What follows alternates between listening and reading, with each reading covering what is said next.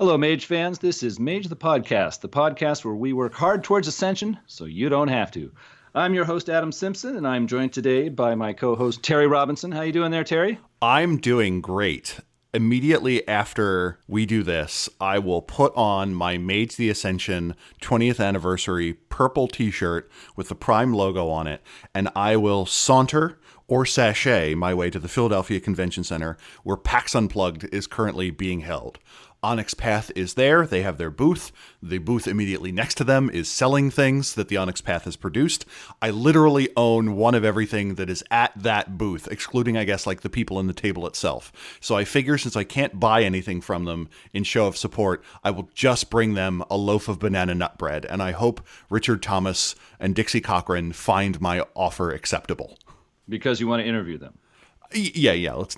But you're bringing the banana bread purely out of the goodness of your heart. Purely out of the goodness of my heart. Let's just get that clear. The Mage the podcast business cards next to it, on the other hand, is pure self-interest. So I like to think that I'm sandwiching. And the two are not mutually exclusive, as it turns out. Correct. As I'm learning today.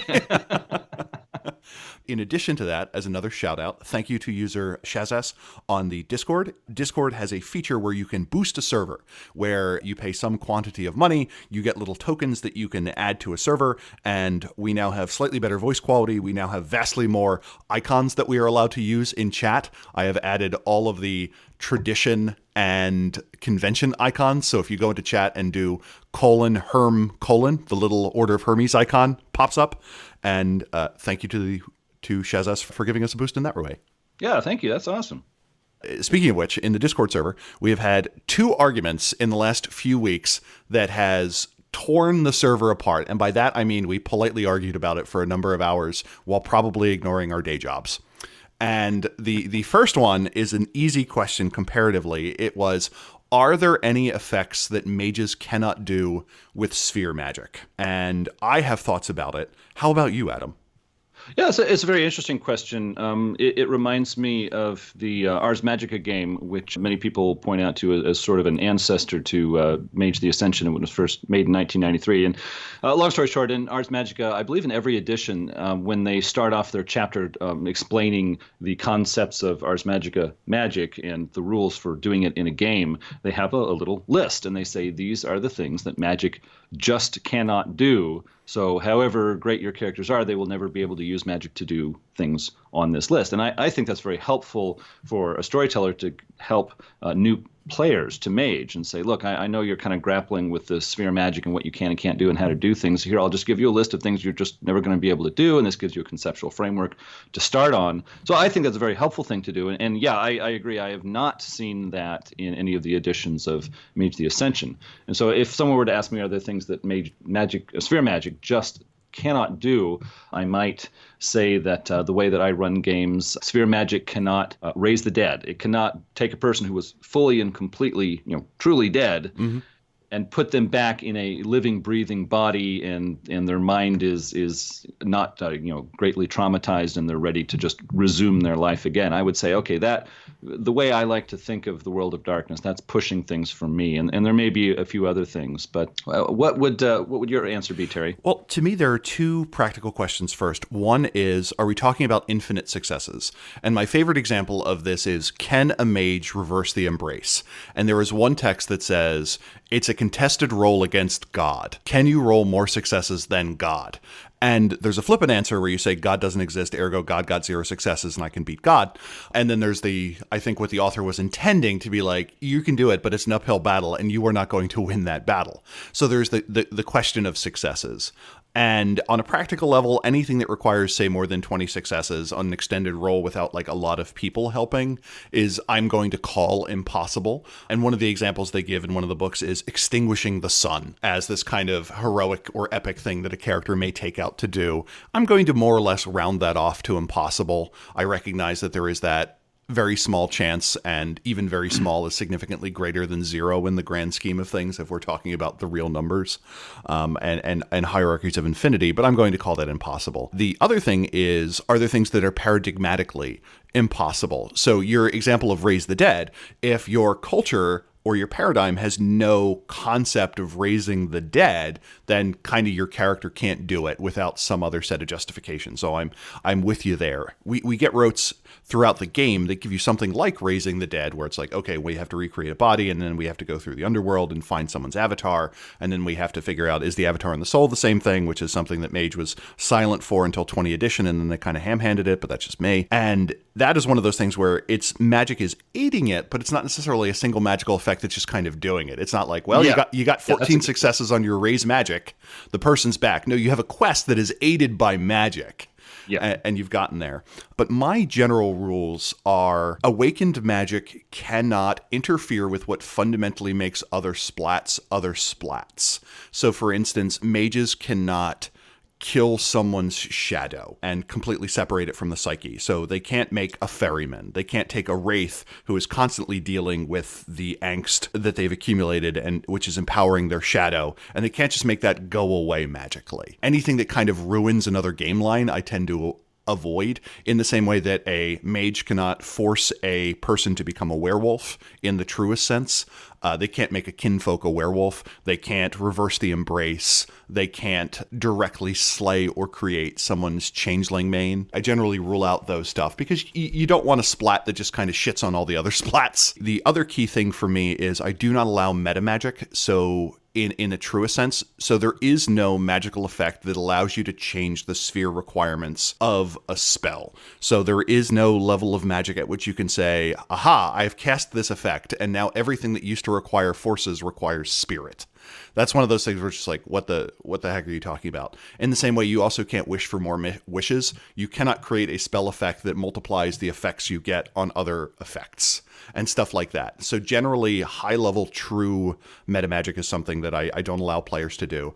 And finally, I tend to ban anything that I feel would break the idea of Mage the Ascension. You quite simply cannot use time or prime to figure out who is definitely going to awaken. You can find out who has a shard and who is probably more inclined to awaken, but you cannot use time magics to scry into the future to say, did this person become a mage? That is one of the things I ban. Those are generally the areas where I say, can't do it.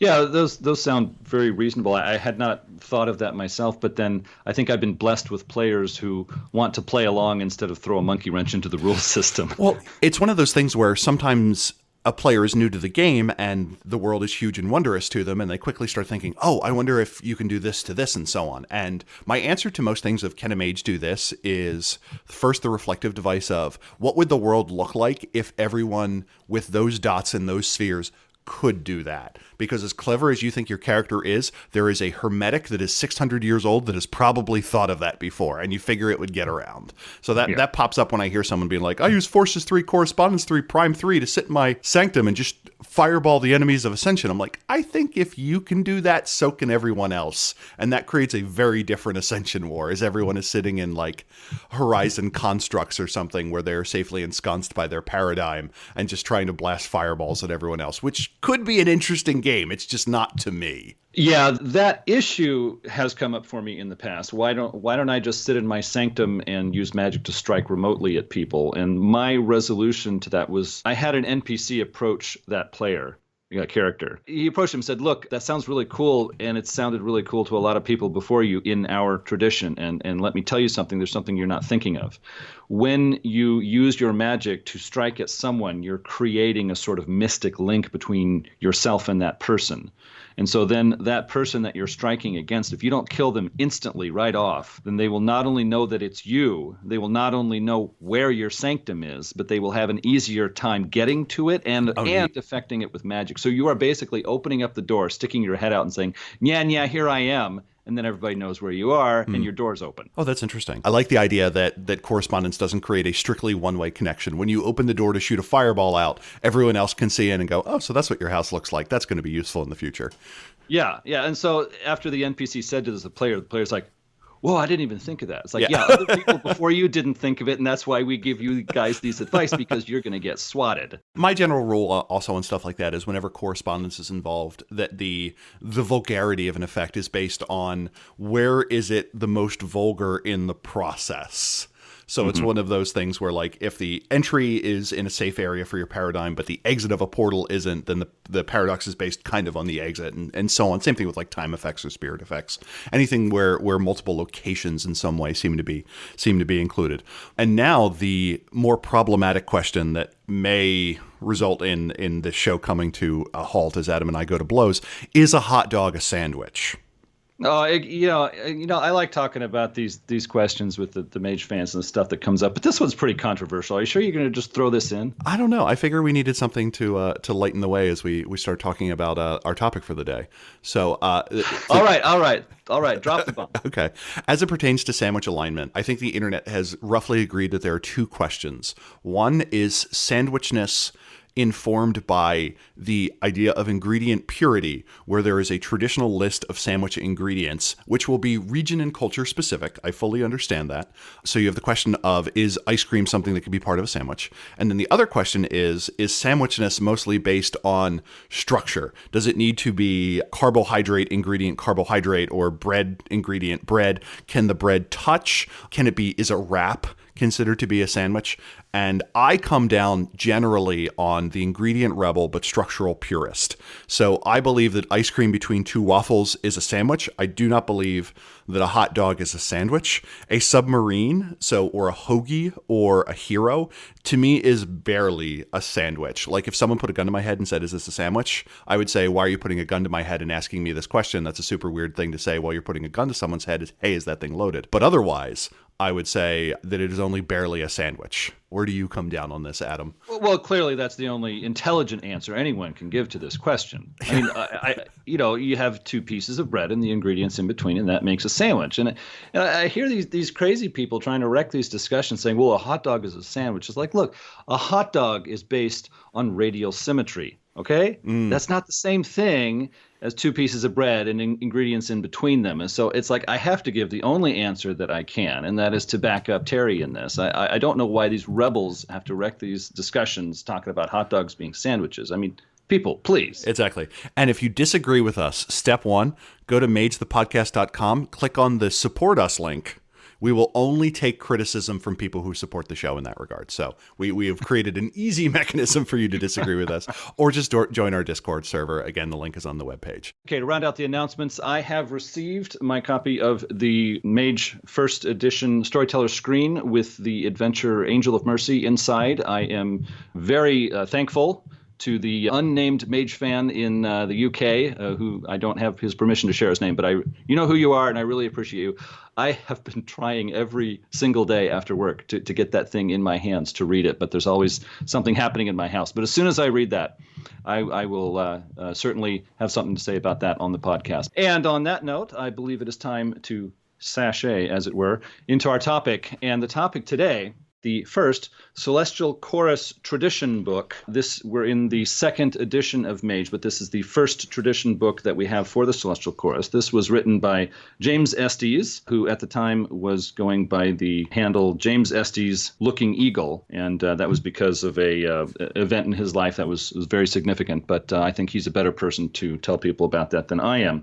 Mercado was the developer. Now, of course, because this is a tradition book, there is no number on the spine. This one clocks in at about 68 pages if you don't count the character sheets. And so this is our first in-depth look at the Celestial Chorus, which some might consider to be a controversial topic. I was certainly rolling up my sleeves thinking about what sort of controversial topics we would have to hit on, but it's not as controversial as I had feared. In fact, it's a very interesting book, a lot of fun to read, a lot of very interesting topics to pull in. And I don't think there's going to be too much that makes people angry here. But before we get into some of the larger matters dealing with the Celestial Chorus, I, for one, would really like to hear Terry walk us through the sections of this book. And the preface I will have to this is there are as many interpretations of the Celestial Chorus as there are going to be readers. If our opinion is not the same as your opinion based on reading it, that is entirely fine.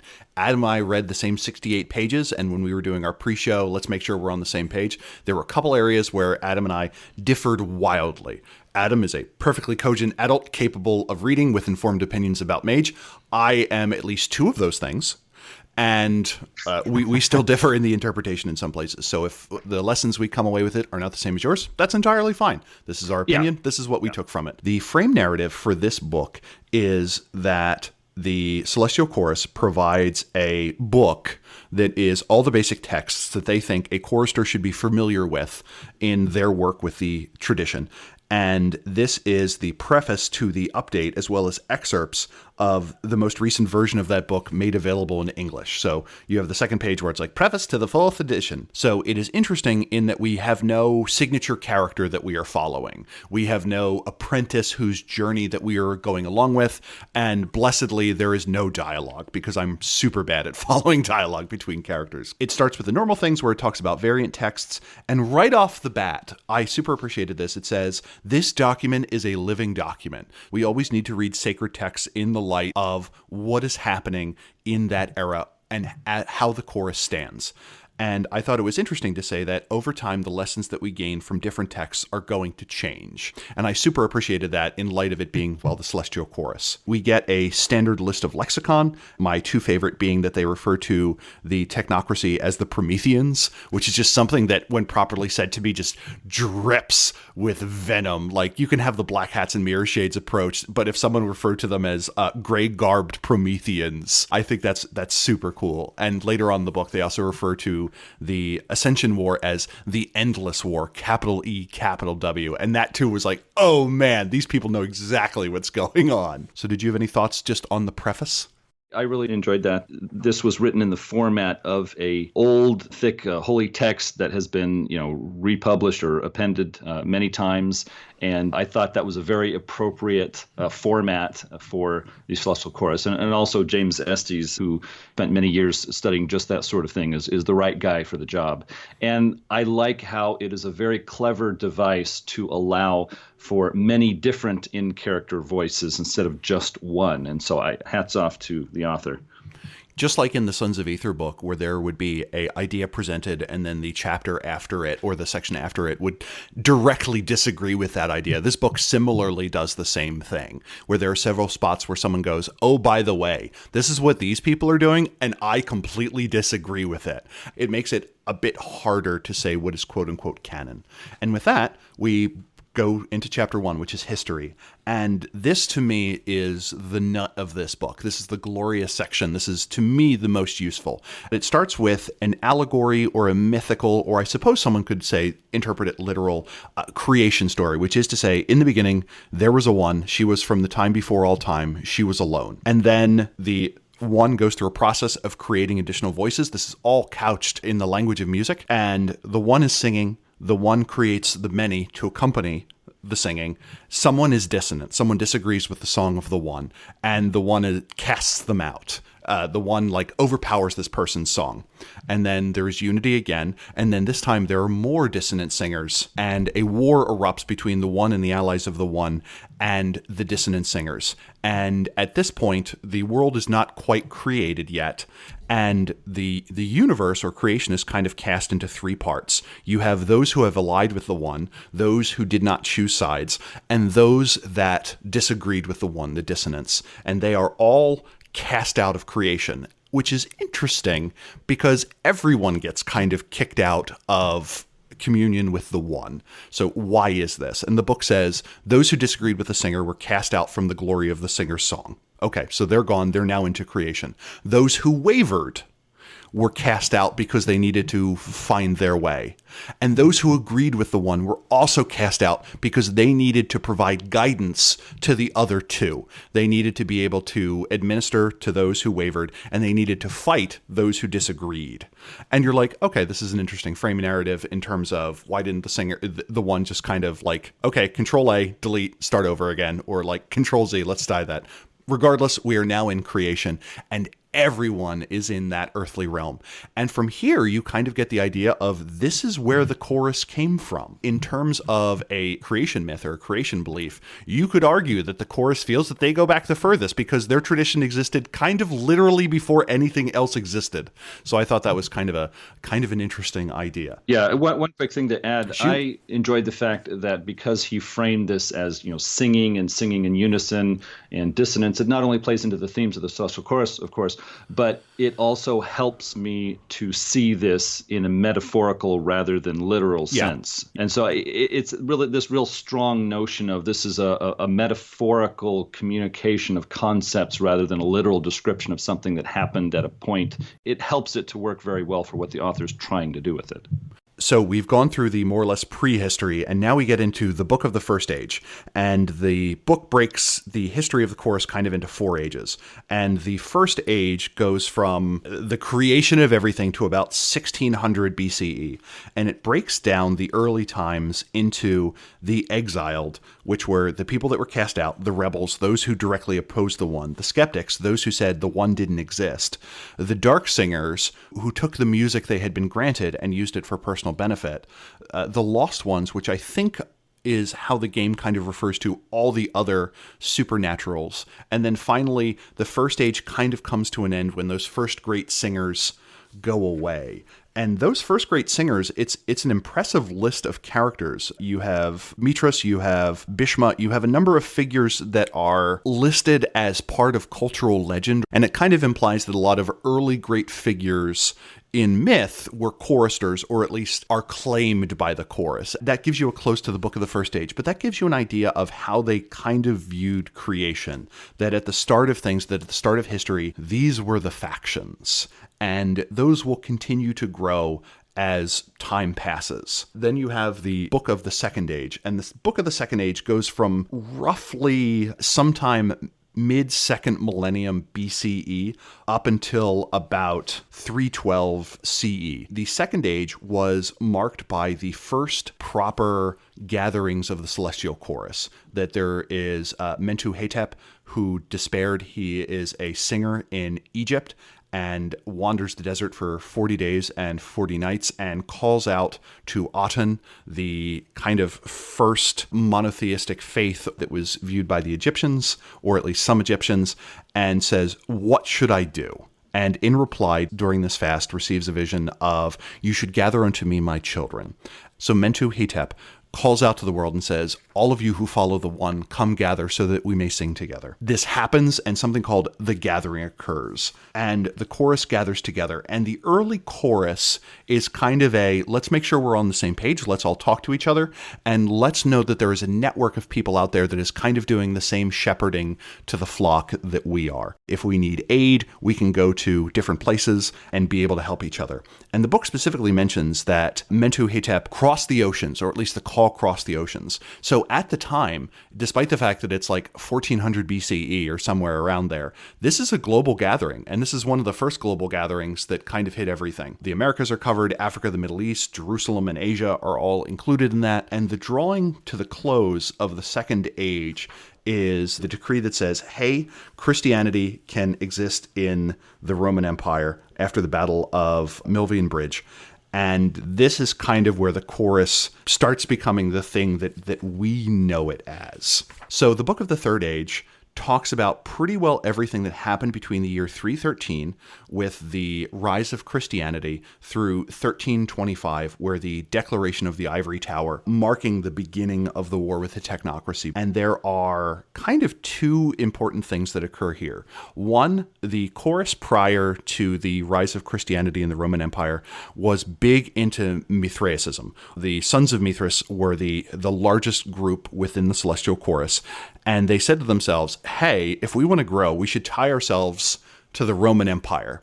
So the Great Adytum, which is a term for a gathering spot for choristers, is set up in Rome, and that becomes the global hub of chorister activity. The Roman Empire expands, and the chorus is like, this is great. We are spreading the joy of Mithras throughout the world, until 313, when Constantine says, you are now able to be Christian within the Roman Empire, and Christianity starts spreading. So what was previously a Roman organization with a bunch of combination of faiths in there starts becoming explicitly more a Christian organization. And this is where some of the internal divisions in the chorus start becoming more pronounced. The chorus itself starts becoming more and more Christian. They take on Christian terms for their hierarchy. They start saying that this is more and more a Christian organization. The largest group, the Messianic singers, become dominant to the point where at one point the entirety of the hierarchy of the chorus at the upper levels are all Christians. And a lot of the members are going, oh dip, this is a problem. But those people are being marginalized. There's questions of, should we forcibly convert people? And where the chorus was previously, everyone should kind of do their own way. A bunch of the Messianic singers are like, no, we need to convert people. And there is the insinuation that the Council of Nicaea, which kind of organized the Western beliefs of Christianity, was an inside job by the chorus. And one of the letters is like, hey, this is not appropriate. We should not be interfering with sleeper worship. The celestial chorus itself kind of gets its first doctrinal list in 800 CE. Charlemagne is crowned the Emperor of the Holy Roman Empire, and the Palatine Creed is promulgated. And this is remarkably similar to the document that eventually would start the founding of the Order of Reason, where it says, from vampires, disincarnate spirits, and other evil dead, we will safeguard mankind. From shapeshifters, changelings, and other inhuman species, we defend humanity. And it goes on through a list of things. So there is this era of internal strife, and sometime around the 11th century CE, the cabal of pure thought is ejected from the celestial chorus, and they say, hey, you are being too doctrinaire even for us. They are kicked out, and several centuries later, they see that they have reformed, become a power center, and in 1325, in March of that year, the Declaration of the Ivory Tower is put out, and the end of the Third Age comes to a close with what they refer to as the Promethean Uprising. And that is the beginning of the Fourth Age, which you could call, I guess, the modern age of the chorus. Now, the interesting thing about the Fourth Age is this is the point where the celestial chorus kind of becomes a global organization, and they start questioning the dominance of Christianity. And they quickly realize that it was a case where, in some cases, one during the age of colonization, that celestial chorus members from Europe were killing celestial chorus members from the indigenous peoples of the Americas. And that was something where at the time they were like, oh, we're just killing heretics, blah, blah, blah. But they specifically say, in the fullness of time, we recognize error of this. Like, how many brothers wound up killing their brothers in the course of this age of expansion? And likewise, in Europe, how many inquisitor torches was a case of one chorister fighting a feud against another one? So it suggests that at least some of the Inquisition may have been an inside job. And it talks about kind of the close of the 20th century being a case of reflection of, we want to be inclusive of everyone, we want to be ecumenical, but we are still majority Christian. How do we improve that? And they talk about, well, followers of Islam tend to go to the Ali Batin. Judaism, who you figure would be our natural ally, a lot of Jewish mages are somewhat hesitant to work with the celestial chorus just because of the sheer amount of bloodshed that was created over the preceding centuries by people trying to enact crusades and the failure of the chorus to prevent the excess of its own members. And they say, hey, we have a lot of work to do. And I appreciated it because it is one of the tradition books that says, yeah, we think we're right, but boy, howdy, did we mess up in the past. And I think it takes a big tradition to recognize the errors it has made. And that kind of draws us into now. So you have the first age, which is creation, up to the calling of the chorus. You have the second age, which is the calling of the chorus, up to the ascent of Christianity. You have the third age, which is Christianity, to the creation of the Order of Reason. And then the fourth age is kind of everything after that. Yeah, just some ideas I wanted to kind of toss into the mix. It does mention this idea that religions that have become dead religions in sleeper society have lived on in the celestial chorus, even attracting new members and continuing to be viable religions, but only for mages inside the celestial chorus. That idea, I had a hard time with that. It even makes these older religious ideas look more like clubs or hobbies than viable religions. But as I was discussing this before the episode, Terry, very interesting, pointed out that there are a lot of mages, especially in the first two editions of Mage the Ascension, who use their sphere magic to extend their lives. And so there will be a number of mages in earthly chantries where they keep a low profile, or in horizon realms who are hundreds of years old. And to say that there's a 400-year-old mage who's a Cathar, which is a heretical offshoot of Christianity in European Middle Ages. This 400-year-old mage is a Cathar today, and he has two or three friends at other Horizon Realm chantries where they're very old, and they are Cathars also, and they keep this mode of thinking viable in today's world. I mean, that is very interesting, and that is a new way to look at that. I think that opens up a lot of possibilities for interesting scenes in games. When I look at that and I take a big old inhale, I smell plot hooks. So the idea of the sole practitioner of this faith, like, frequently you go like, oh, geez, this is in ancient Etruscan. Where will we ever find some? Oh, yeah, there's Larry in a Horizon realm, and he's been around for 1,200 years fighting off time. He's a little crazy, but he'll help you translate it. I kind of like that. That's totally cool. But this idea that there's like three 20-year-old people who said, "Hey, Cathar sounds like fun. Let's really believe it." Okay, that's stretching things for me. But Terry's approach to it, I think, is very cool. I will recant of my criticism on that one. But also in Chapter 1, they reinforce this idea that Celestial Chorus mages believe in reincarnation. Now, it specifically says in the book, not all believe in it, some don't. But after reading the book, you hear from a lot of choristers who do believe in it, and not from a lot who don't believe in it. And so I think Celestial Chorus mages, all of them are monotheistic believers. And so if there's any group in the Council of Nine that's going to disagree with this notion of reincarnation, I think there would be a large number of them even today in the Celestial Chorus. But not a major criticism, but something I thought of. Oh, and to me, one of the questions that we repeatedly run into is more so than most groups, I would say, the Celestial Chorus is interested in the difference between the avatar and the soul.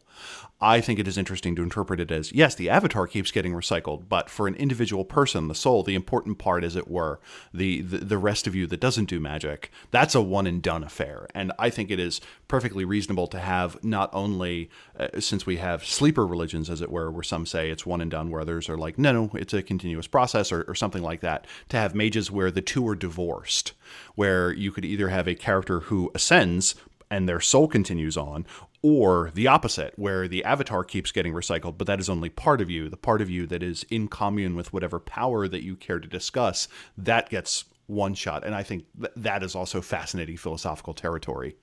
Yeah, and I certainly agree. Because I agree with that statement, it brings my attention to two points that I noticed in the book. And in Chapter 1, there's a section where it sort of mixes the idea of religious salvation and mystical ascension, like calling them the same thing, like a mage's ascension and a soul's, religious salvation being two words for the same thing or two names for the same thing. I don't like that. I like more what Terry was talking about a moment ago. And also there's a mention of a person's avatar and a person's soul being the same thing. I don't know if that was just a minor mistake on the author's part or if that was an idea he wanted to communicate. But I like more what Terry said than these 2 points that I found. But I think this is the first time, at least as far as I know, that we hear that the Cabal of Pure Thought, which later sort of loosely formed into the New World Order of the Technocracy, I think this is the first time mentioning the Cabal of Pure Thought was a part of the Celestial Chorus. As far as I can remember, this is the first time it was mentioned that the Cabal of Pure Thought got started inside the Celestial Chorus and later left them and opposed them. I know that in second edition, there was big desire to tie events and important occurrences in the world of mages to sleeper history and sleeper culture. So when James Estes, he paid very minute attention to sleeper history and pegged a lot of Celestial Chorus things to that. He was in keeping with what I believe the developer wanted to see for second edition, and he was well in step with other second edition Mage authors. But just from my own tastes, I kind of liked to see more of what we saw, for example, in the first Sons of Ether tradition book, where there is like a secret shadow mage history that is different from sleeper history. And so there was not very much of that in this book. So I didn't like that so much. Yeah. And one thing that I forgot is they make mention of how the chorus is organized in terms of places. And we talked about in the Second Age, we had the first cases of Aditum being created or Adita being created, places where choristers could gather. And they make specific mention to the fact that the big temple in Rome during the rise of Christianity is destroyed. So the idea presented in first edition that the chorister, their ancestral chantry is the Temple of the Sun located beneath Rome is kind of wiped away. And the book even specifically says, hey, there's rumors of this place. I've never seen it. The Grand Aditum is in the horizon. There are many ways to get there. It has no earthly aspect at this point. And that's one of those cases where I think the author did a good job of saying, hey, this is what it was in first edition. We want to change it for second. This is how we're going to do it. The second chapter, chapter 2, the Enchiridion, and it just kind of goes through basic questions and kind of dispelling misconceptions about it, where they say, hey, what should we think about all the other people that are practicing magic? And it does an interesting thing in that it says that, yes, there are many other singers. They have kind of picked up a different song. And as to why, it is our goal to kind of shepherd them back into right belief, to remind them of their duty to the one. And I do like the pot shot at the Hermetics where they say, the many are also called the pure ones by the demented scholars of the Hermetic orders. And I'm just like, yeah, get them. As we continue our quest across second edition to just hate on the Order of Hermes. And it just kind of goes through a litany of topics of what is ascension? Is it internal? Is it external? What is the soul? Is that the same thing as the avatar? You could argue that the chapter is a big list of do what you want. And it lists the sects that are part in terms of lay sleeper religion that is being done, and as well as what are the factions within the chorus. It goes through the hierarchy that you have the Pontifex Maximus, which is the oldest ranking chorister. The pontiff guides the chorus, and I don't recall us really having that for the other traditions that we've read so far. Like, they may have a primus, but that is often viewed kind of as the representative, not necessarily the leader. It's kind of a case where they are the diplomat representing us, and they aren't necessarily our governor. Below them, you have the curia, and that's kind of the two-step organization, that there are various other ranks above and below that. And then finally, we get a section on the chorus holy days. And it's interesting what the list consists of. You have the summer solstice, the longest day, which allows us to celebrate the sun as a symbol of the one. You have the winter solstice, which is kind of the opposite. And I find this interesting because, like, doesn't it depend on what hemisphere you're in? Anyway, the Day of the Martyrs, which is November 1st, celebrates all the choristers who have died. The Feast of the Gathering, which is a holiday in celebration of the first time the Celestial Chorus were gathered by Mentu Hetep. We don't actually get a date for that. And then it says other holidays, which is literally every religious holiday. So I kind of like the idea that they're like, here are the four we all agree on. And then there's basically a billion other ones. Roll your own. Have fun there, kids. Kind of the nut of the section, at least plot-wise to me, was the list of religions and their current relationships with the chorus, as well as the factions within. But it does say, hey, these are a bunch of the faiths that we have. So we have those ancient faiths where there's almost no other recognized practitioner, or where a sect has otherwise died out in mortal practice.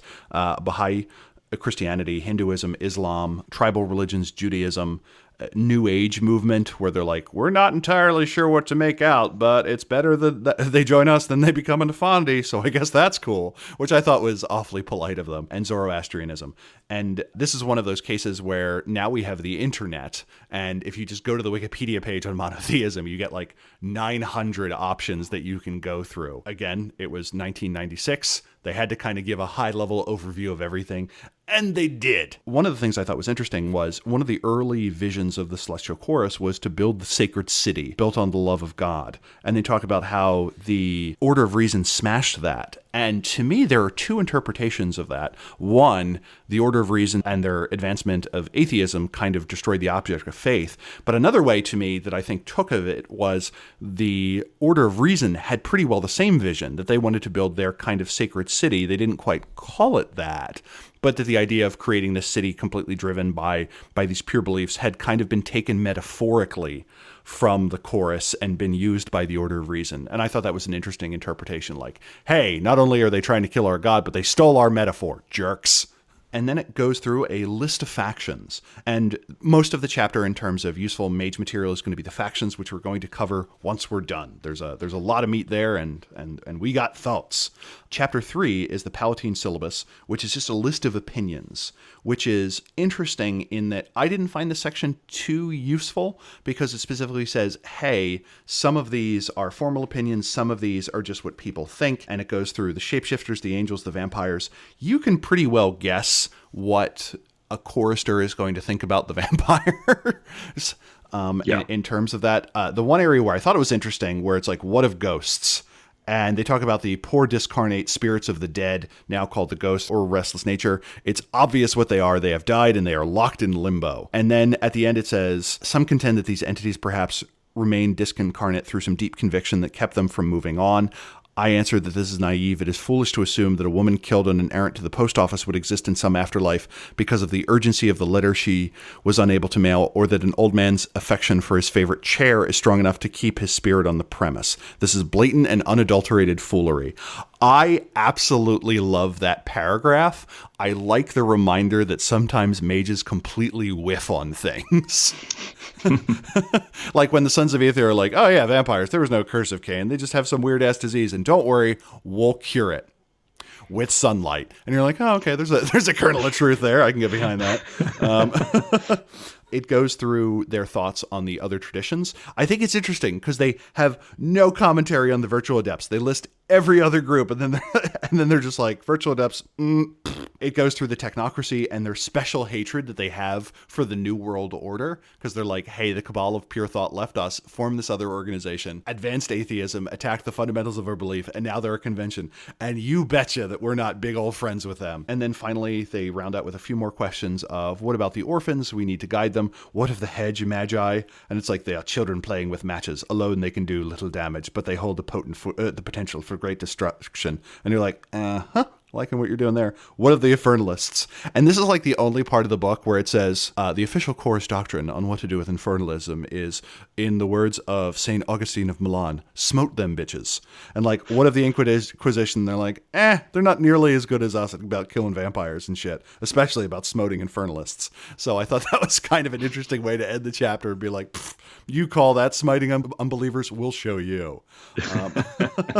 Well, you called out a lot of good points there, but as a Mage fan, I was a little disappointed because the Celestial Chorus is a hierarchical group, and it's been coherent for a very long time. And so I really expected to hear more about their records on Vampire, on Umbrid, on Nefandi, etc. I expected to hear something about other traditions coming to the chorus and saying, hey, we need some information on this. We've heard you guys have it. And there wasn't much mention of that. And so, but it's a minor point. I agree the author had a lot to juggle here and did a great job with what he had. I think one of the themes that comes throughout the book is the author had a strong grasp of the foundational material that informed the Celestial Chorus, but maybe not so strong a grasp on the rest of the World of Darkness, which is fine. In the same way that we get other books where a person doesn't bring a huge amount to the table in terms of the group that's being discussed, but they're super on the ball when it comes to this is how they interface with changelings, or this is how they interface with vampires. And it is very few authors that can do all parts of it. And normally the solution is to have several authors, but here we got one, and it was still a pretty bang-up book. But yeah, that was where it started getting light. So now I guess it's chapter 4. Hagiography. Here we get two big things. One is the character templates. We get the Kshatriya, the tribal visionary, we get the itinerant healer, and we get the Sibyl. And the interesting thing about this is none of these characters to me really are stereotypes. Like when you think of what a chorister is, none of these, except for maybe the itinerant healer, kind of fits what I think most players would have as the stereotypical image of the chorus. And in terms of what character templates should do, I think it was great in that regard. The second set of that are the Children of God, and it gives a notable character from each of the ages. We get Mitris from the first age, Gabrielle from the second age, Giacomo of Padua for the third age, and Maria Vasquez of the fourth age. And the thing about that is these selections kind of highlight the nature of the belief in each of those. We get Mitris, who slayed the bull demon of Etruria. We get Gabrielle, who is one of the great early choristers who kind of disappeared and reappeared periodically with great information and great prophecy. And these are interesting things to me because they mostly give a storyteller an idea of a plot hook, that there were these early great choristers whose power was so great that it may still resonate through the ages. You may find one of Gabrielle's notebooks, or you may find the sword of Mitris, or you may find the staff of Giacomo of Padua, or something like that. And then it ends with Maria Vasquez, who was leading industrial action against the technocracy. And they're like, she's divisive. And I'm like, that seems like an understatement. She burned down a factory. That's a polite way of putting it. And the book wants to show you the full breadth of people that are within the Celestial Chorus. And then finally we get the appendix. And to me, this is kind of the weakest section of the book. It goes through the spheres, the traditional focuses that are used, the discussion of how each of the spheres fits into the kind of general view of the chorus. The rotes are kind of lackluster to me, and the focuses are pretty obvious. It does give you a reminder that a focus can be something as simple as touch, that the laying of hands or that an act or a ritual can be a focus, and eventually that gets formalized in M20. And then finally, talking about how some books kind of have a throwaway recommended reading list where like, here's a list of books I like, or here's some music I listened to while I was writing this that's wholly unrelated to the group that I'm discussing. But this was like, this is a scholastic bibliography. If you want to check my receipts, go read these things, and you can see that I am not making things up, and it's a pretty good one. The recommended reading specifically says, go to an encyclopedia. Go to a topic-specific encyclopedia written by experts. They got some good stuff in there. And then it rounds out with the generic Celestial Chorus character sheet. When it comes to the appendix of this book, I like what's there, but I was a bit unhappy about what I did not find there. It seems sparse to me. I mean, there are rotes and there's information on focus information that player characters can use or a storyteller could use for NPCs, but there are no talismans at all. You might say, well, that's a minor thing, but we're talking about the Celestial Chorus. They are a very traditional, old group. If anyone is going to hold on to and venerate and teach people about powerful old talismans, this is one of the prime candidates. And there's just no talismans at all. There's little information on possible story hooks like locations, earthly aspects to Horizon Realms or Horizon Realm chantries. There's just nothing there. There's not much more information on what are the different factions within the chorus doing today. Yeah. There's just so much cool stuff that I would have liked to have seen here, but I didn't. Good, but not great. It almost succeeded too well in being a history plus a list of questions to answer. And it almost overcommitted to the framing narrative of this being a handbook to choristers and not necessarily a handbook to storytellers. Yeah. I kind of got the same thing.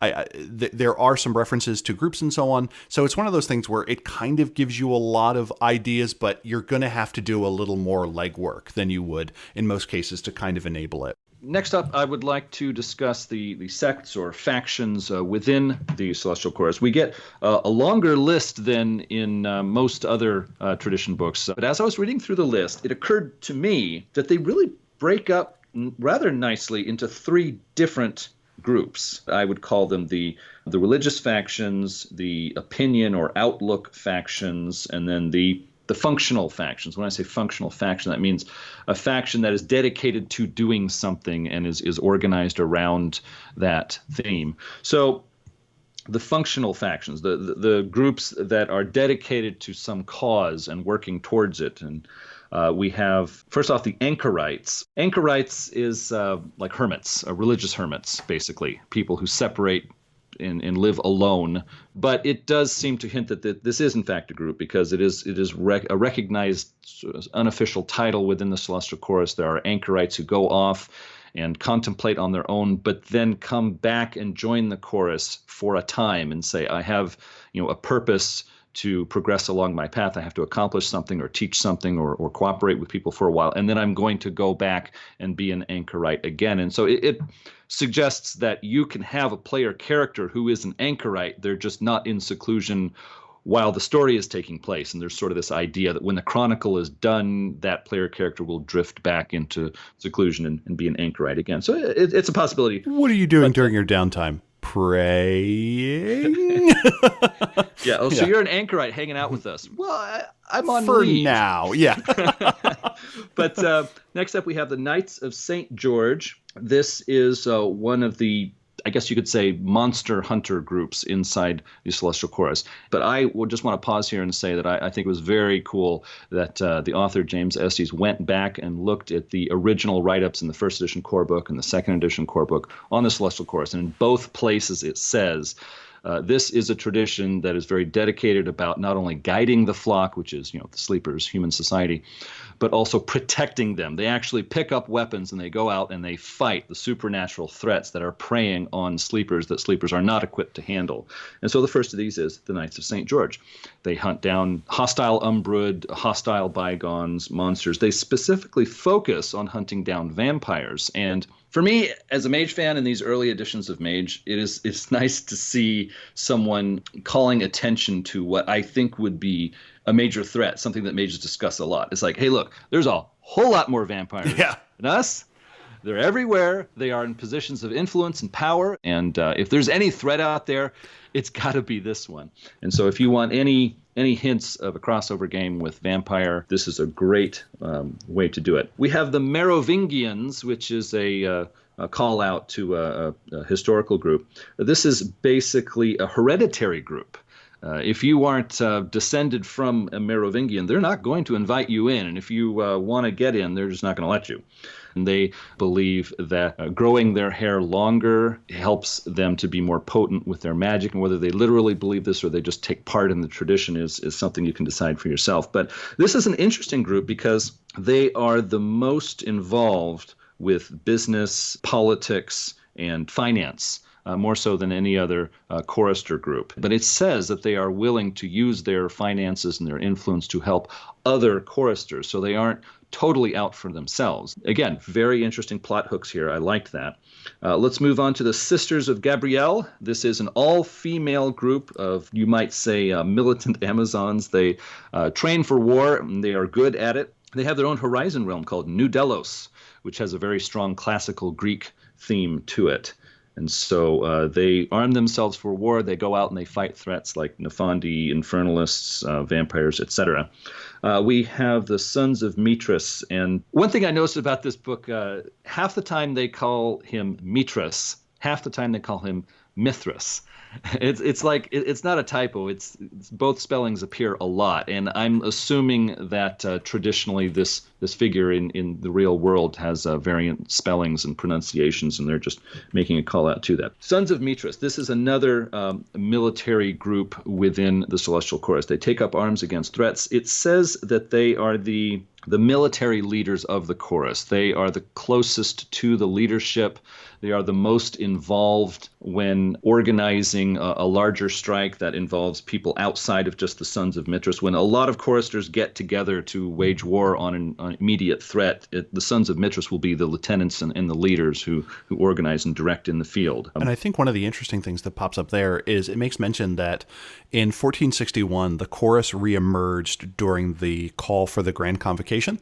So I like the idea that there was this extended period in the chorus history where like it gets more and more Christian, and then the call goes out to form the Council of the Nine Mystical Traditions, and suddenly these groups that had been kind of swept away by the rise of Christianity within the group come back. And it's one of those things where it's like, oh man, we have the big bad guy from the first movie. We need to call on our friends for the second movie. And that like the Mithras like emerge from the horizon realm, and the Sisters of Gabrielle appear, and like the anchorites are like, I need to leave this rock that I've been at for 400 years. And the Merovingians are like, get me my finest hair braid.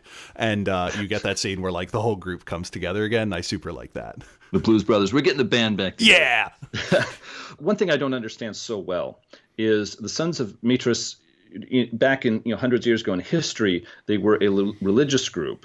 And so in the Celestial Chorus of the modern day, they are military leaders. And so I'm a little unclear on this faction within the Celestial Chorus called the Sons of Mithras. Is it the religious group and you have to believe in that religion to be a full-time member, or is it just like sort of a title and some of them are the religious Sons of Mithras and some of them are just like Christian choristers or Zoroastrian choristers? It seems like there's a little bit of confusing overlap for me. So I mean, that's one point where a storyteller is going to have to resolve that. And of course, it's not hard to do. But moving on, we have the religious factions, one of which would be Sons of Mithras again. But basically, all the different monotheistic religions would be considered religious factions. But I think it is interesting that there are four that kind of have their own, perhaps, identity, their own title. The Chosen is members of the Jewish faith.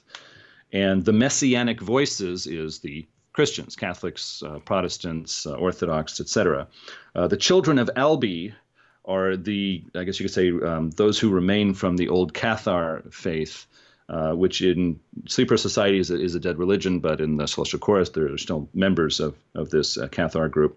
We have the Nashamites, which are basically Gnostics, and Gnostics is considered a dead religion in the world today and in the Sleeper Society of Mage, but I think our listeners are probably familiar with the name Gnostics. And just a side note, if you go to Anders Mage page 2.0, you will find, let's see, one point here was interview with a Nashamite.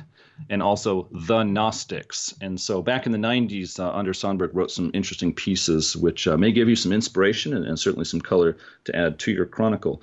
Moving on, we come to the point of view factions, or the outlook on life factions. These are more general opinion, but not so much activity or religious belief. And here we have the Alexandrian Society, which used to be called the Theban League. This is an ideological group that wants to reconcile faith and science. And so they seem to be more of an academic group.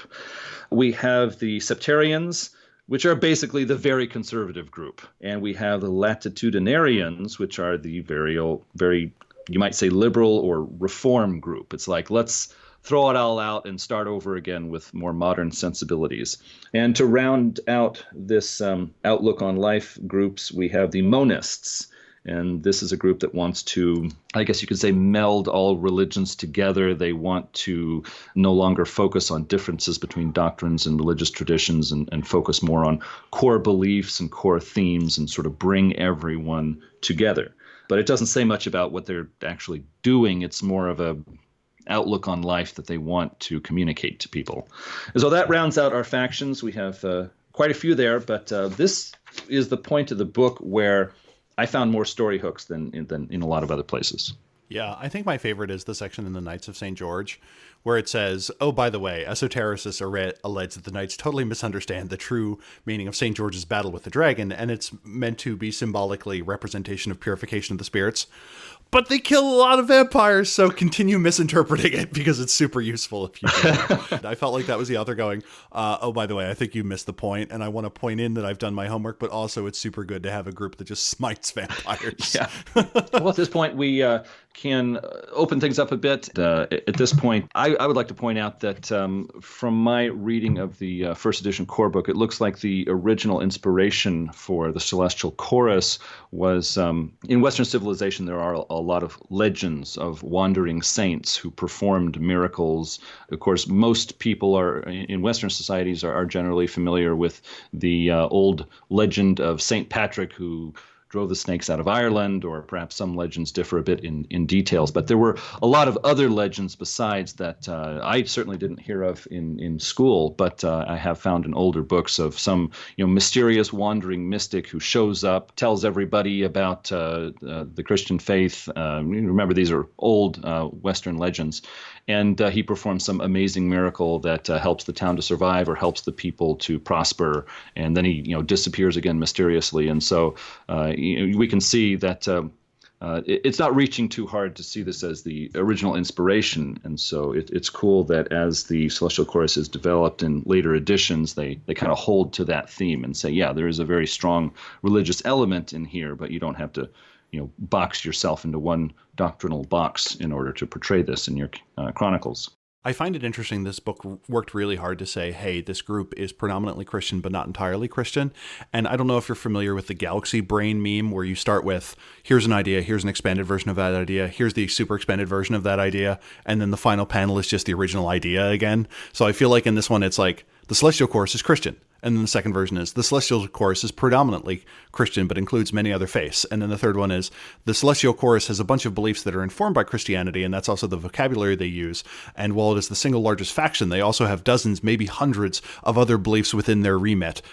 And then the final one is the Celestial Chorus is Christian. I guess the one case where I feel like this book failed was with the vocabulary.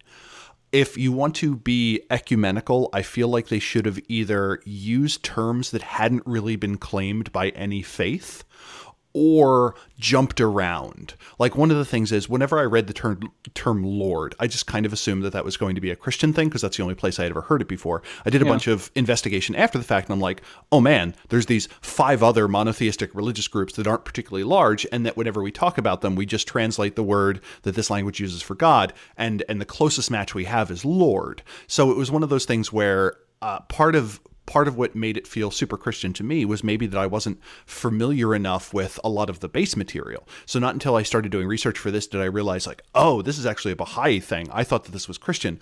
Or, oh, this is actually a Zoroastrian belief. Or, oh, this is a radical sect of Proto-Babylonian belief that has carried on as a folk religion, and this is the term that they use. And I assumed that the symbol was one thing, when in reality it was this other thing. So I think in some cases the work to bring in other groups was almost too good, that I felt it would have been useful to call out, hey, this is where I, the author James Estes, am calling out these other things that are not just Christianity. And I think I missed out on a bunch of those until I did a fair amount of footwork in my second reading for this episode. I can certainly see that. I think the author, even back when he wrote this in the mid-90s, had done so much study that some things he sort of took for granted that would have been helpful to sort of slow down and maybe use some different terms, or maybe a sidebar or a footnote or something to sort of help the reader understand that, hey, it's not just the Christian faith that uses the word Lord, it's these other religions that also use the word Lord. And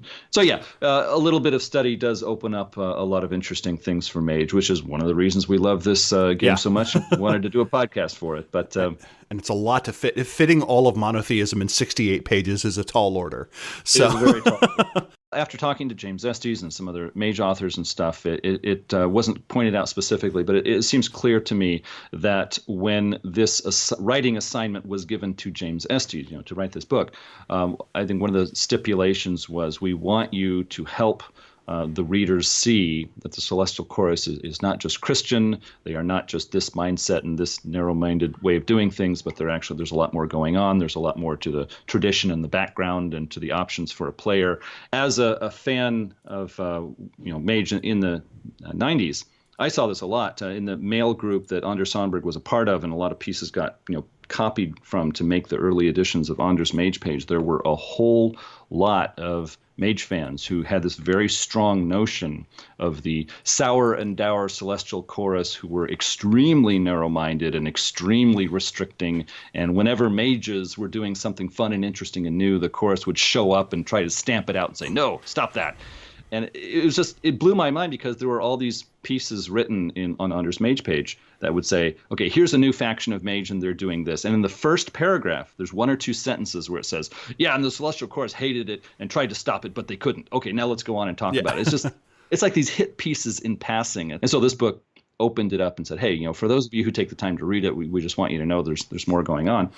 And what I found even more interesting was, I was talking a few months back to a Mage writer who I will not name, but I was saying to this Mage writer, hey, I get the impression that back in the day, back in the 90s and early 2000s, there were a number of people writing for Mage and working for White Wolf who just didn't like the Celestial Chorus and had a very negative view of them. And this unnamed writer said to me, oh, yeah, you're totally right. There were a lot of Mage writers and White Wolf employees who really didn't like the Celestial Chorus and let it be known. And so, again, I just want to say that this thinking was a real thing. And so this task that was given to James Estes to show us a broader view of the Celestial Chorus, I think it was needed. So it's not going too far to say the Celestial Chorus may be the redheaded stepchild of Mage. Well, I think that the interesting thing is, to what extent do you consider the World of Darkness to be a satire?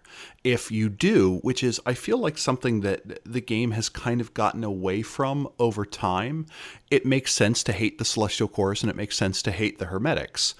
If in the real world you think that there's a fair amount of damage being done by people who are absolutely doctrinaire about a particular belief, regardless of the harms of evangelism, then it does make sense to to downplay the Celestial Chorus. But within a game, and you say, oh, there's a faction whose magic is based on what they consider to be the power of the unity and power of belief, then to dump on that seems a little bit just kind of mean-spirited to a certain extent. But if you do consider it to be a satire for the role that certain churches play in modernity, I think it is rife for satire. Like, we can go through the age of the televangelist and the constant scandals that were coming out from people that were purportedly advocates for God. And the same thing happens with the Hermetics. How many writers for White Wolf were people that had a normal academic track, but they were told, no, you're thinking wrong. And what is the group in Mage that most accurately looks like that? The Technocracy. What's the second most? I'd argue the Hermetics. So if you consider the Hermetics to be a satire of scholasticism and hierarchical university life, then, oh yeah, it makes sense to kick that dog. But to me, when I play in a modern context, no, these are high ritual practitioners who believe in the power of esoteric knowledge. I have no need as a storyteller to kick them for the purposes of commentary. I get that. So I feel like that loathing can come from two different directions, but it's good that you got them on tape, as it were. Yeah, well, it just I'm not going to go into any too many examples, but just one example is look at page 148 of the Book of Mirrors. There is an illustration with letters that says Chorus Celestial. Look at that illustration, and yeah, that's a pot shot at the chorus. And so, as a storyteller of Mage, I mentioned this a bit in my interview with James Estes, but I had a 14-year-old player come to my online game, and he said, I'm a Christian, and I personally identify with the Celestial Chorus. I feel like they're my guys, they're my group. You know, if Mage were real, they would welcome me with open arms and something like that. And so he wanted to join the group as that. And at first I was, very hesitant, but, I gave him a good talk before, and I brought him into the game, and it worked out great. And I'm thankful. That was a lot of fun, and there were certainly no problems there. But after that happened, I had this idea that, I'll bet it's just a matter of time before I meet someone who describes themselves as a Wiccan or a pagan, and they say, yeah, the Verbena are totally my group. We're joined at the hip. I'm going to play a Verbena because that's me. It never happened to me, but I just sort of expected that to happen. And so it's kind of interesting how Mage is a game that has so much to offer us, and because of that, there are so many different ideas or abilities or factions within Mage that a person might identify with this group in real life, and I feel a connection to this, and I want to bring that into the game, which can be good or it can be bad depending on how it's done and how it's handled. Yeah, my two experiences with Chorister players, one was a character who was notionally a member of the Celestial Chorus in the same way that I can't remember what British scientist was like, yeah, I'm an atheist, but I go to church every Sunday. I feel like it's useful to go to an Anglican church because to me it's rooting for the home team. And this is a character that is very much a member of the Celestial Chorus because that's what their parents did. And I thought that was an interesting thing where it's like, do you believe in the one? And they're like, sure. Why not?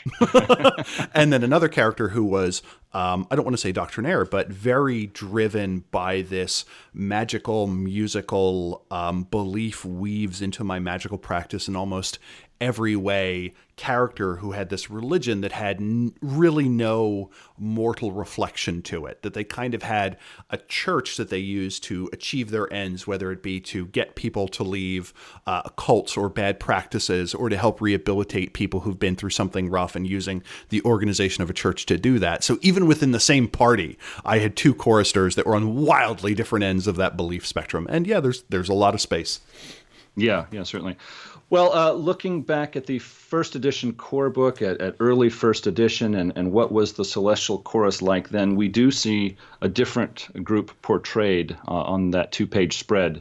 And just to briefly explain, at the beginning of Mage in 1993, the Celestial Chorus had they were their own separate religion that had no correlation to Sleeper Society or Sleeper religion. It was like an elite, secret, mage-only religion, and the one was their deity figure, and they had religious beliefs, religious practices, religious history that was completely unknown to Sleeper Society. It sort of hinted that they had a connection to the Catholic Church, not because they shared a religion or a faith or even beliefs, but just because the hierarchical, traditional nature of the Celestial Chorus, it seemed like they kind of felt comfortable with the Catholics. And so the Celestial Chorus seemed to have this idea that they did not want to be evangelists. They did not want to tell sleepers about their elite religion because they felt like this is not for sleepers. They wouldn't get it.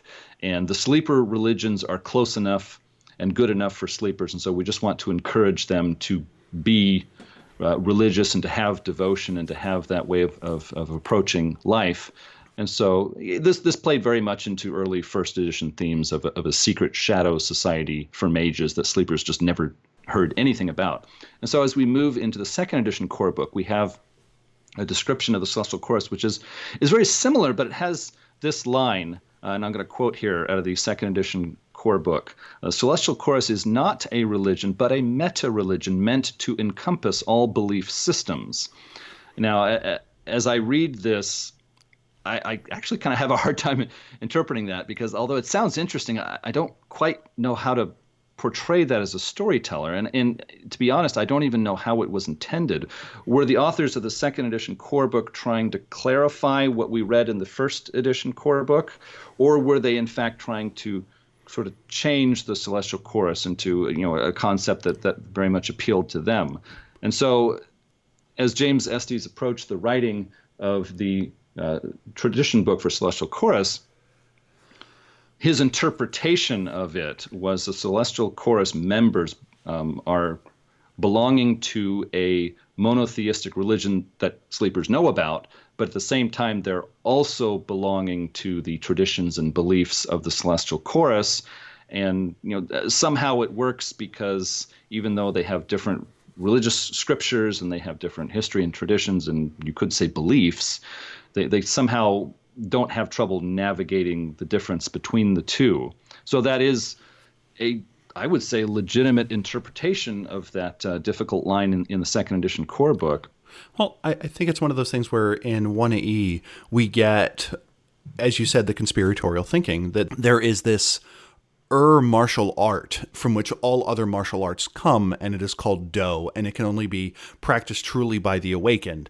Or there is the science, it is a truer form of science, and it can only be practiced by the awakened in the form of what the Sons of Ether do. There are computers beyond what computers can do that can only be used by mages, and those are the virtual adepts. There is a religion beyond religion, and it is only practiced by the awakened. And then as time goes on, we kind of get more and more away from that, which I certainly appreciated. Now, I would be fascinated to see a faction or a group that can almost only be worshipped by mages. I think that would be kind of interesting, in the same way that werewolf has a martial art that no mortal can practice because it depends on your ability to shapeshift. I wonder if there are little religions inside the chorus that believe that it can only be truly practiced by the awakened or something like that. Just a thought. Yeah, that'd be an interesting ball to toss around in a chronicle. One other thing that occurs to me is, as someone who has some familiarity with Christianity, and I have done some, one might say, a lot of reading on Islam as well, just for personal interest. But both of those religions have a strong teaching and tradition forbidding magic and sorcery and wizardry, going back, to the beginning of those two different religions. And so I thought it would have been cool to see in the Celestial Chorus tradition book some justification that chorus members have, some explanation or clarification sort of thing. It's like, the Christianity and religious, Islamic texts say no sorcery, no wizardry, but that's talking about this, you see, and the magic that we do in the chorus is different. And so that's the difference here, because I just see the chorus as having this function they need to fill. There's a lot of devoted members of religions who awaken and join the Celestial Chorus. And then once they get there, they're saying, hey, you're practicing what looks like sorcery, and you made a fireball, you made something levitate. And I know that that's just not right. I'm a devout Muslim, or I'm a devout Christian, and I'm leaving now. I don't want any part of that. So there would need to be some tract they give them, or some teaching that they share with them, or some metaphorical story or something to explain. It's like, oh no, it's not bad, it's okay because of this. Well, there's this weird interesting inverse in that diabolism everywhere is kind of banned. And you could, if I were Hermetic and I was looking at that and saying, that is bad, that is magic that is coming from someone else and not from yourself, so that's a no-go. Where the chorus is kind of The doctrinal chorister of one of those faiths could say the opposite, where you say, oh no, you're allowed to do this magic because it is coming from the one. It is a power bestowed by your deity, and it is not coming from you. This other stuff, this sorcery, you cannot practice because that is you imposing your will on the world and not simply acting as a conduit for some other power. So I think that's kind of an interesting inversion there. Yeah, I mean that's a good explanation and could be used well. Yeah, and it wasn't in the book. Character scene, yeah, but it just wasn't in the book, and it didn't even take that long to share with us. So I think there's also an interesting argument you could make, and there's no necessary canon support for this, but to say the most doctrinaire people don't awaken.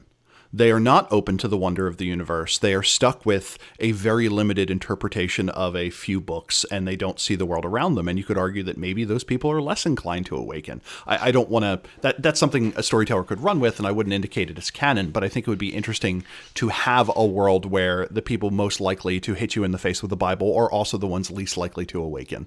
And that's one of several approaches. Another idea I might throw out as a storyteller is a lot of fantasy fans today don't fully understand that the traditional, I mean, hundreds of years ago, traditional view of magic and sorcery was going to some supernatural entity that's not God and saying, do this for me, or give me the ability to do this, or give me the knowledge so that I know how to do this. And so then, of course, her mage was saying, hey, you're not going to a devil or a spirit or an evil god or whatever and saying, give me power. You're pulling power out of yourself, or the one handed you some power and now you realize that. And that's our justification. I mean, that's another way to approach it. But again, it just wasn't in the book. And it seems like it would have been nice to give a paragraph to that. But again, you got 68 pages. An interesting portion of the book where they share prophecies that a chorister had hundreds of years ago, and it showed how they came to fruition with in say maybe the 1800s or roundabout there. And so that was interesting. But being such a religious focused group, I thought it would have been nice to see some more detailed prophecies about things that have not yet happened and choristers are looking to and disagree about the interpretation of. There wasn't a whole lot of that. My only closing thought is the book makes no presumption on behalf of the reader on the dichotomy between orthodoxy and orthopraxy. So orthodoxy, you have the notion of right belief, and even within that, you have the notion of the degree of literalness to the right belief. And I think readers can do a disservice by assuming that intensity of belief is also correlated with specificity of belief. The entire book is couched in metaphor. It uses an allegorical language to it. And it could be the case that to many choristers that human language cannot properly approach the ineffable nature of belief, so that to try and pin down all the specifics of something is to miss the point.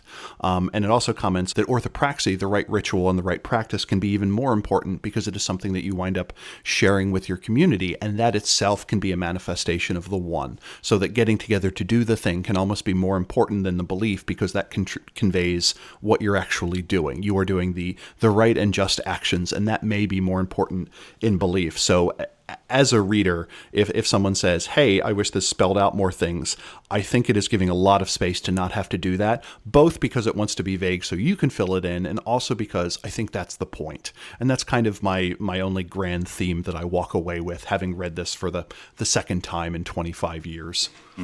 Well, one other minor thing was I found in the two-page descriptions of the Celestial Chorus in both the first edition core book and second edition core book, two items that I did not see mentioned very much in this tradition book. One is this idea that at the reconciliation, the grand end of the universe, everyone, all living people would be absorbed into the one and no longer have separate identities or a separate existence. And that was kind of an interesting idea, but it just isn't really mentioned so much in this tradition book. And the other is both core books describe the Celestial Chorus as having an apocalyptic tinge. They have sort of this focus on the end of the world and this discussion of maybe the one wants us to bring it about sooner rather than later.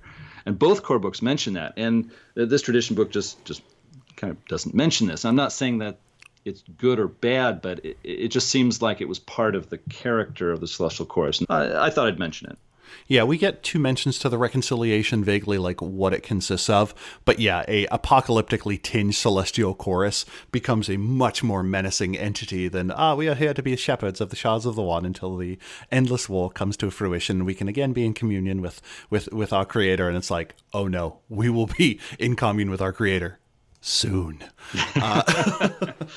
Well, I decided to, hopefully I'm not being too controversial, but I decided to run with that ball for one of my adventure ideas. And what are they, Adam? Well, I actually had 4 or 5 ideas, but I whittled it down to 3 for time concerns. And so let's start off. We have a high umbral realm has appeared that shines so bright in the high umbra that it's blinding. It begins to close off umbral passages and interfere with horizon realm portals. Mages are reporting it is bursting with resonance described as obsession or rapture or similar terms. A lot of different conflicting reports coming in. Because of paradigmatic synergy, there's a term for you, only choristers and those they bring with them can visit the realm. Other people simply walk through it and come out the other end never having gone there. The Council of Nine asks the chorus to send a special delegation to investigate. After visiting and wandering huge ornate structures like Greek temples, cathedrals, Asian shrines, etc., the players learn that the world's, the sleeper world's decline in religious practice has reached a kind of tipping point. High umbral icons and beings associated with religions are causing the disturbance. Can the players convince this odd assortment of entities that mankind will not erase the notion of religious devotion forever? They will have to perform unusual errands to appease this host. This adventure could be a good way to introduce your players to the abstract nature of the High Umbra. Moving on, number 2, the players' cabal is working in an inner city neighborhood. One of the local problems they're just starting to learn about is a small group of demented, insane vampires that are attacking locals and causing great harm. When the Knights of St. George, a faction within the Celestial Chorus, announces that they're going to clean up these vampires and have a raid, the players are relieved. However, just before the strike, it's discovered the vampires are communing with a powerful sleeping marauder who has cloaked his aura to appear as a vampire. The Knights of St. George can't detect the marauder and don't believe the players. How can the players delay the Knights without looking suspicious to Council of Nine Mages? Can they deal with the marauder on their own, or can they pull the right strings to call off the raid? And how deep is the marauder's influence with the city's vampires? Number 3, the mentor of a chorister player character excitedly shares the news that the grand reconciliation, what the chorus believes is the final end of everything, is imminent. The one has chosen a chorus chantry in the Rocky Mountains to be the place where all true singers will bring the end to fruition. The chorus has always had an apocalyptic thread, so the players are suspicious. After visiting the chantry, they see a cult of choristers forming who speak of their blessed duty to bring the end of society. The players learn a chorister who is a powerful exarch of mind, that is, a master of the sphere of mind, is meditating in a secluded spot in the chantry, but speaking to no one. The exarch's meditations are troubled by a subtle device planted by the technocracy that brings a person's fears to their surface thoughts. The exarch's unconscious mind magic was affecting the entire chantry. Once the device is removed, the players have to calm down the new cult and convince them they were the subject of manipulation. They will have several fights ahead of them where they have to wear kid gloves. This adventure is a good way to show your players the potent effects of the unconscious magic of sphere masters and the devious methods of the New World Order. I like the idea of, like, you need to stop this cult politely. I always like the missions and things of that sort. It's like, this person is going to be really curmudgeonly, but they're a plot device, so don't shoot them. So yeah, it's like you have a bunch of very impassioned, you might say obsessive people, and you got to say, no, you're wrong, but I like you and I respect you. Yeah. So stop this. Those sound super neat. I like the tie between the horizon realm of belief and what we eventually get to talk about in the Book of Worlds, the apex of history, the realm where you can see, like, the end of all time. What is the next entry after this in our Mage the Ascension book club, Adam? Well, those tradition books are so interesting, I decided we would look at the Cultists of Ecstasy tradition book and see just what those freewheeling mages are up to. That's the anti-penultimate tradition book for us to review. We still have Dream Speakers and Order of Hermes after that, and then we're done, right? We're done. Done until revised. Yeah, but after the Cult of Ecstasy, I think we're going to turn to some other books that were put out closer at that time. I think we'll be looking at Horizon's Stronghold of Hope next after that. So that should be a lot of fun. I have memories of that, although I haven't read it in so many years. Oh, yeah. I'm like, hooray for setting material. Okay, well, I just wanted to thank everyone for listening to us. So hopefully you found something interesting to think about here, and I really hope that you found something that you can bring into one of your game sessions with your players or with your storyteller. So you can contact us at magethepodcast@gmail.com with your questions, comments, or feedback, and we really would like to hear about you, whether you have some criticism or you just want to let us know that you're enjoying the podcast.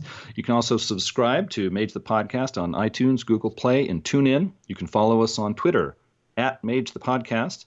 We're on the web too. If you go to magethepodcast.com, you can see what we're up to and listen to past episodes and even see them in the order that they were broadcast, because we're human. Sometimes in our episodes we'll talk about last time or next time or something like that. So it can help to see a chronological ordering of the episodes. Also, if you would like to become an executive producer for Mage the Podcast, it would help us to continue making these episodes for you. You would also become a part of our own council to discuss the upcoming projects and whatever else is happening behind the scenes. So we'll have a link in the show notes for you if you're interested in that, and we would certainly appreciate it. And on that note, I believe we're coming to the end of another episode. Thanks, everybody, for listening. And until next time, truth until paradox, baby. Bye. Hi, Mage fans. This is Terry, and I just wanted to note that after the podcast recorded, Adam remembered that he had put together a bunch of books on his recommended reading list to supplement those listed in the book. Those are available in the show notes as well as at magethepodcast.com under the post for this episode. Thanks.